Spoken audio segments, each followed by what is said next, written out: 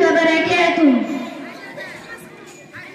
الحمد لله رب العالمين والصلاة والسلام على رسوله الكريم. أما بعد فأعوذ بالله من الشيطان الرجيم. بسم الله الرحمن الرحيم. وإنك لعلى خلق عظيم.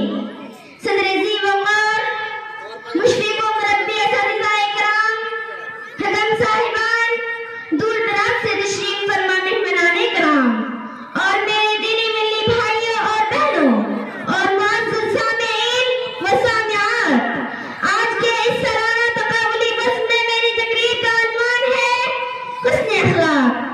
ظالم سے لیا ظلم کا بدلہ نہ کسی وقت، ظالم سے لیا ظلم کا بدلہ نہ کسی وقت، مارا بھی تو اخلاق کی تلوار سے مارا. معزز سامعین و سامعات، مذہب اسلام ایک مکمل ضابطۂ حیات ہے جس میں عبادت کے ساتھ ساتھ حسن اخلاق کو بہت اہمیت حاصل ہے. اخلاق ہی وہ طاقت ہے جس نے شروع اسلام کے وقت لوگوں کو دائرہ اسلام میں جوک در جوک داخل کیا. اسلام حسن اخلاق اور اس بات کی ترغیب دیتا ہے جو معاشرے میں خیر و بہبود کا سبب بنتی ہو اور ہر اس بات سے روکتا ہے جو کسی بھی شرور و فتن اور کسی کی دل آزاری کا سبب بنتی ہو. مذہب اسلام نے حسن اخلاق کو ایمان کی نشانی کہا اور مسلمانوں کو یاد دست دیا کہ برے اخلاق کسی بھی مومن کا شیوان نہیں ہو سکتا. چنانچہ اللہ تعالیٰ نے اچھے اخلاق کو اپنانے اور برے اخلاق سے بچنے کی تاکید کرتے ہوئے فرمایا ان اللہ یأمر بالعدل والإحسان وإیتاء ذی القربى وینہی عن الفحشاء والمنکر والبغی. میرے دینی ماں اور بہنوں، آپ صلی اللہ علیہ وسلم کی اخلاق حسنہ ہی نے لوگوں کو اپنی طرف کھینچ لیا تھا. اگر آپ صلی اللہ علیہ وسلم متشدد ہوتے تو لوگ آپ صلی اللہ علیہ وسلم سے بیزار ہو کر آپ صلی اللہ علیہ وسلم کو چھوڑ دیتے. جس کا نقشہ قرآن مجید نے یوں کھینچا فَبِمَا رَحْمَةٍ مِّنَ اللَّهِ لِنتَ لَهُمْ وَلَوْ كُنتَ فَظًّا غَلِيظَ الْقَلْبِ لَانفَضُّوا مِنْ حَوْلِكَ.